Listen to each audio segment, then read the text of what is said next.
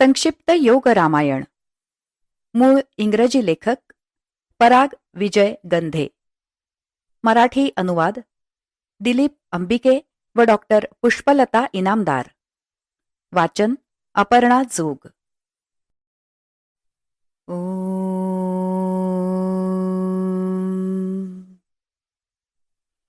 श्रीराम श्रीराम श्रीराम.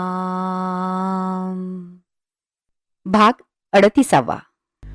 श्रोते हो, गेल्या 37व्या भागात आपण जाणून घेतलं की रावणाचा पुत्र इंद्रजित याने राम रावण युद्धात काय कामगिरी केली ते. आज राम रावण युद्धाच्या संदर्भातच अजून एका थोड्याशा वेगळ्या पैलूचा विचार आपण करणार आहोत. तो म्हणजे या युद्धात श्रीराम कोणाचाही वध करीत नाही. युद्धकांडातल्या 52व्या सर्गातल्या 37व्या श्लोकात हनुमानाने धूम्राक्ष राक्षसाला मारलं असा उल्लेख आहे. धूम्राक्षस्य शिरो मध्ये गिरिशृंगम पातयत सविन्न ललित सर्वांगो गिरिशृंगेण ताडितः. याचा अर्थ असा की हनुमानाने धूम्राक्षाच्या डोक्यावर ते पर्वत शिखर फेकलं. त्याबरोबर धूम्राक्षाचं सर्व अंग विदीर्ण झालं आणि एखादा पर्वत कोसळावा तसा तो जमिनीवर मरून पडला. हनुमानाने धूम्राक्षाच्या डोक्यावर ते पर्वत शिखर फेकलं. त्याबरोबर धूम्राक्षाचं सर्व अंग विदीर्ण झालं आणि एखादा पर्वत कोसळावा तसा तो जमिनीवर मरून पडला. धूम्राक्ष याचा अर्थ धुरकट डोळे असलेला असा आहे. हनुमान आता राक्षसवधाचं खातं उघडतो. युद्धकांडातल्या 54व्या सर्गातल्या 35व्या श्लोकात असा उल्लेख आहे की हनुमान वज्रदंष्ट्राला ठार करतो. वज्रदंष्ट्र याचा अर्थ लोखंडासारखा सुळा असलेला असा होतो. गमतीचा भाग म्हणजे या सगळ्या राक्षसांची नावं शरीरातल्या अवयवांवरून आली आहेत.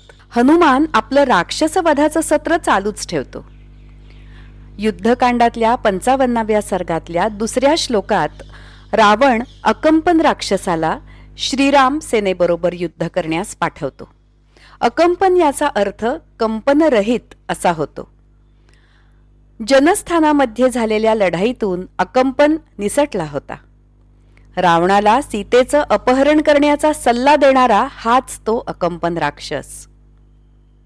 या पार्श्वभूमीवर श्रीरामाने त्याच्याशी लढून त्याला ठार करायला हवं होतं, परंतु श्रीराम तसं करत नाही. युद्धकांडातल्या 56व्या सर्गातल्या 30व्या श्लोकात हनुमान त्याला ठार करतो. त्यानंतर 58व्या सर्गातल्या 2ऱ्या श्लोकात श्रीराम प्रहस्ताची चौकशी करतो, परंतु त्याच्या विरुद्ध शस्त्र उगारत नाही. यानंतरच्या 58व्या सर्गातल्या 54व्या श्लोकात बराच वेळ युद्ध करून नील प्रहस्ताला ठार करतो आणि रणांगणावर आपलं खातं उघडतो. युद्धकांडातल्या 59व्या सर्गात रावण स्वतः शस्त्रसज्ज होऊन युद्धात सामील होतो. त्याच्याबरोबर बहुतेक उत्कृष्ट आणि भयंकर असे राक्षस योद्धे होते. सुग्रीव सरळ रावणाला जाऊन भिडतो, परंतु त्याच्या माराने लगेचच बेशुद्ध होतो. युद्धकांडातल्या 59व्या सर्गातल्या 32व्या श्लोकात श्रीराम रणांगणावर येतो, परंतु तो रावणाबरोबर लढत नाही. याच 59व्या सर्गातल्या 47व्या श्लोकात लक्ष्मण रावणाबरोबर लढण्याची परवानगी मागतो आणि श्रीरामही त्याला ती अनुमती देतो. श्रीराम त्याला म्हणतो की ठीक आहे, जा आणि विजयी होण्याचा प्रयत्न कर. हनुमान पण रावणाबरोबर लढला, पण तो हरला. युद्धकांडातल्या 59व्या सर्गातल्या 70व्या श्लोकात रावण हनुमानाला ठार करत नाही, त्याला विश्रांती घेण्यासाठी परत पाठवतो. हनुमान वक्षसी व्यूधे संचचालहतः पुनः विभलं तं तदा दृष्ट्वा हनुमन्तं महाबलं रथेन अतिरथः शीघ्रं नीलं प्रतिसमभ्यकात् राक्षसानामधिपतिः दशग्रीव. अर्थात रावणाने हनुमानाच्या रुंद छातीवर अनेक वार केले. तो पराक्रमी हनुमान थकलेला पाहून शक्तिशाली आणि राक्षसांचा राजा रावण यांनी आपला रथ नीलाकडे वळवला. याच 59व्या सर्गातल्या 90व्या श्लोकात रावण नीलचा पराभव करतो. तो जमिनीवर बेशुद्ध पडतो, पण शुद्धीवर आल्यावर पुन्हा लढायला येतो. सुग्रीव, हनुमान आणि नील यांना हरवल्यावर रावण लक्ष्मणाबरोबर लढतो आणि लक्ष्मण सुद्धा हरतो. 59व्या सर्गातल्या 106व्या श्लोकात लक्ष्मण जमिनीवर पडतो आणि शुद्धीवर येताच पुन्हा युद्ध करून रावणाला जखमी करतो. आता इथे असं लक्षात येतं की रावणाने सुग्रीव, हनुमान आणि नील यांना जीवदान दिलेलं आहे. आतापर्यंत तुम्हाला असं वाटत असेल की हे घनघोर युद्ध इतर लढायांसारखंच आहे. मात्र यानंतर घटनांना पूर्णपणे वेगळं वळण लागतं आणि अशा काही चमत्कारिक घटना घडतात की ज्यांचं लौकिक स्तरावर समर्थन करता येणं कठीण आहे. या घटना आध्यात्मिक आहेत. रावणाच्या शस्त्रागारात त्याला ब्रह्मदेवाने दिलेला शक्तिमान भाला होता. रावणाने तो शक्तिमान भाला लक्ष्मणाला फेकून मारला. तो लक्ष्मणाच्या छातीत लागला. तेवढ्यावरच रावण थांबला नाही, तर भयंकर जखमी झालेल्या लक्ष्मणाकडे तो सरसावून पुढे गेला आणि लक्ष्मणाला दोन्ही हातांनी धरून वर उचलून घ्यायला लागला. युद्धकांडातल्या 59व्या सर्गातल्या 111व्या श्लोकाप्रमाणे रावणाने यापूर्वी प्रचंड मोठे पर्वत उचललेत, परंतु तो लक्ष्मणाला उचलू शकला नाही. शक्त्या ब्राह्म्यया तु सौमित्रिस्ताडितोऽपि स्तनान्तरे विष्णोरमीमांस्य भागम आत्मानं प्रत्यनुस्मरत. म्हणजेच ब्रह्मदेवाच्या शस्त्राने छातीत घायाळ झालेला लक्ष्मण मनात घट्ट धरून ठेवतो की तो स्वतः विष्णूचा अविभाज्य अंश आहे. ततो दानवदर्पघ्नं सौमित्रीं देवकंटकः तं पीडयित्वा बाहुभ्यां न प्रभुर्णंघने भवत. अर्थात देवांचा शत्रू असलेला रावण राक्षसांचा अभिमान दूर करणाऱ्या लक्ष्मणावर मात करूनही त्याला हातांनी उचलून नेणे त्याला अशक्य झालं. युद्धकांडातल्या 59व्या सर्गातल्या 112व्या श्लोकात अगदी मरणाच्या दारापर्यंत आलेला लक्ष्मण मनात घट्ट धरून ठेवतो की तो भगवान विष्णूचा एक अविभाज्य अंश आहे. मधल्या वेळात हनुमानाला परत थोडी ताकद येते आणि 59व्या सर्गातल्या 114व्या श्लोकात तो रावणाशी जाऊन भिडतो आणि लक्ष्मणाला ठार करण्यापासून वाचवतो असा उल्लेख आहे. 119व्या श्लोकात लक्ष्मण वजनाने हलका होतो, त्यामुळे हनुमानाला लक्ष्मणाला उचलून श्रीरामापर्यंत नेणं शक्य होतं. ज्या क्षणी हनुमान लक्ष्मणाला श्रीरामाजवळ आणतो त्या क्षणी लक्ष्मणाच्या छातीत घुसलेला भाला बाहेर येतो आणि तो भाला पुन्हा रावणाकडे जातो. युद्धकांडातल्या 59व्या सर्गातल्या 122व्या श्लोकात लक्ष्मणाच्या जखमा बऱ्या होतात आणि तो पुन्हा लढायला तयार होतो असा उल्लेख आहे. अश्वस्तश्च विशल्यश्च लक्ष्मणः शत्रुसूदनः विष्णोर्भागं मीमांस्यम् आत्मानं प्रत्यनुस्मरम्. अर्थात त्या भाल्यापासून मुक्त झालेल्या आणि जखमा भरून येऊन सुदृढ झालेल्या शत्रूंचा नाश करणाऱ्या लक्ष्मणाने स्वतःला विष्णूचा एक अविभाज्य भाग म्हणून स्मरण केलं. वाल्मिकी मुनींनी ब्रह्मदेवाने रावणाला दिलेल्या भाल्याबद्दल काहीच तपशील लिहिलेला नाहीये. त्यामुळे आपण असं म्हणू शकतो की योगाच्या दृष्टिकोनातून पाहिलं तर अहंकारात साधकाचं समर्पित मन थोड्या काळासाठी निष्क्रिय करण्याची अंतर्भूत ताकद आहे. म्हणजेच साधकाला अशा वेळी मन केंद्रित करता येत नाही. वाल्मिकी मुनींच्या मते अशा परिस्थितीत आपण 2 उपाय करू शकतो. पहिला म्हणजे अशा वेळी प्राणाची मदत घ्यायची, म्हणजे प्राणायाम करायचा. प्राणायामाने निष्क्रिय झालेलं समर्पित मन म्हणजे लक्ष्मण चैतन्याजवळ म्हणजे श्रीरामाजवळ येईल, तेव्हा त्याची निष्क्रियता जाऊन ते पुन्हा क्रियाशील होईल. हे ध्यानात घ्यायला हवं की रावण जखमी लक्ष्मणाला उचलायचा प्रयत्न करतो, परंतु तो तसं करू शकत नाही. वाल्मिकी मुनी या घटनेतून असं सुचवतात की जरी अहंकार समर्पित मनाला काही काळ निष्क्रिय करू शकला, तरी तो त्याला ठार करू शकत नाही.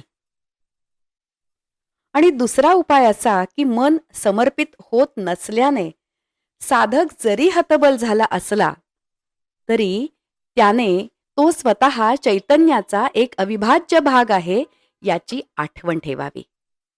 लक्ष्मणाला हे कळलंय की रावण त्याला ठार करणार आहे. त्यावेळेला तो मनात घट्ट धरून ठेवतो की तो भगवान विष्णूंचा अंश आहे.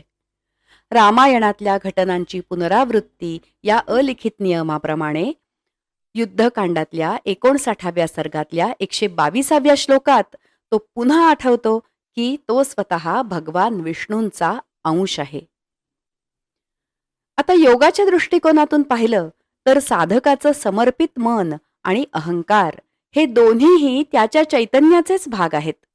फरक इतकाच की अहंकाराला तसं वाटत नाही. तसं पाहिलं तर रावण हा ब्रह्मदेवाचा नातू आहे, पण तो स्वतःला वेगळा समजतो आणि त्याला इतरांवर वर्चस्व गाजवायचं असतं.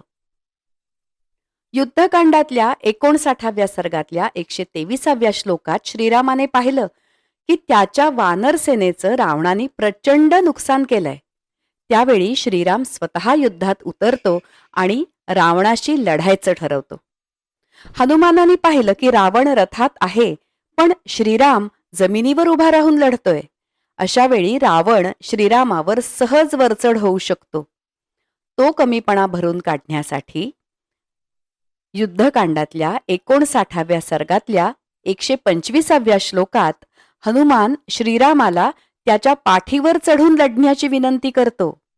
अथैन भूपसंगम्य हनुमान वाक्यमब्रवीत मम पृष्ठम समारुह्य राक्षसम शास्तुमर्हसि. अर्थात श्रीराम रावणावर आक्रमण करीत आहे हे पाहताच हनुमानाने श्रीरामाला प्रार्थना केली की आपण माझ्या पाठीवर बसून रावणाचा वध करा. श्रीरामाने हनुमानाची विनंती मान्य केली. श्रीराम हनुमानाच्या पाठीवर चढला आणि रावणाशी लढायला त्याच्या समोर आला. रावणाने सुरुवातीला श्रीरामावर बाण सोडले नाहीत, तर ते हनुमानावर सोडले. श्रीरामाने रावणाचा रथ आधी नष्ट केला. याच 59व्या सर्गातल्या 138व्या श्लोकात श्रीराम रावणाच्या विशाल छातीवर बाण मारतो. परिणामी रावण खाली कोसळतो आणि त्याच्या हातातलं धनुष्यही खाली पडतं. रावण युद्धात उतरल्यापासून सगळ्या मोठ्या योद्ध्यांची लढून आणि त्यांना हरवून खूप थकला होता. श्रीराम त्याला रणभूमी सोडून जायला सांगतो. युद्धशास्त्राच्या नियमांप्रमाणे अशा स्थितीत रावणाचा वध करणं श्रीरामाच्या नियमांमध्ये बसत नव्हतं. सुग्रीव आणि हनुमान युद्धात थकलेले असतानाही रावणाने सुद्धा त्यांना मारलेलं नाही. अशा रीतीने दोन्ही बाजूंनी म्हणजे रावणाच्या बाजूने सुद्धा चाललेलं शास्त्रशुद्ध युद्ध आत्तापर्यंत जगाच्या इतिहासात कोठेही पाहायला मिळत नाही. याउलट महाभारताच्या युद्धात आपण पाहतो की चांगले 6 ते 7 योद्धे अभिमन्यूसारख्या एका तरुण कोवळ्या मुलाला गाठून ठार मारतात आणि गरोदर स्त्रीच्या पोटात असलेल्या गर्भाला देखील जिवंत सोडत नाहीत. या घटना अशा का घडतात? योगाच्या दृष्टिकोनातून पाहिलं तर या व्यक्तिरेखा शरीर, मन, शक्ती, चैतन्य या रचनेतल्या प्रक्रियांचं प्रतिनिधित्व करतात.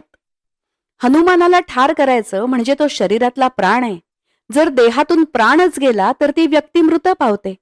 सुग्रीवाला ठार करायचं तर सुग्रीव म्हणजे मृदू हृदय. हृदय बंद पडल्यावर योगी मरणार. या सगळ्या युद्धात आपल्यातला अहंकार मात्र नक्की मरतो, पण अजून ती वेळ आलेली नाही.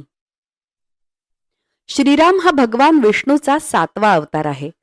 पहिल्या 6ही अवतार कथांमध्ये विष्णू राक्षस पात्रांना ठार करतो असं दाखवलंय. या कथांमध्ये पण राक्षस अहंकाराचं प्रतिनिधित्व करतात. तरीही अहंकार तग धरून राहतोच. अहंकाराचा संपूर्ण नायनाट करायचा असेल तर त्या व्यक्तीने वासना आणि त्याबरोबरच्या वृत्ती मनपूर्वक नष्ट करायला हव्यात. अशा रीतीने आपण पाहतो की रावणाच्या मृत्यूपूर्वी वाल्मिकी मुनी युद्धासंबंधीचे अनेक श्लोक सांगतात, ज्यात असंख्य राक्षस मारले गेलेत. आत्तापर्यंत लक्ष्मणाने नावाने संबोधलेले 2 राक्षस मारलेत आणि तोही 2 वेळा मरणाच्या दाढेतून बाहेर आलाय. यावरून असं दिसतं की रणभूमीवर असणाऱ्या इतर योद्ध्यांपेक्षा लक्ष्मणाने अधिक जोखीम घेतलीय. हनुमानाने पण 3 राक्षस मारलेत आणि एकदा त्याला हार पत्करावी लागली आहे. मात्र अजूनपर्यंत श्रीरामाने एक सुद्धा मोठा राक्षस योद्धा मारलेला नाही. मात्र आता हे चित्र बदलणार आहे. भाग 38 संपला.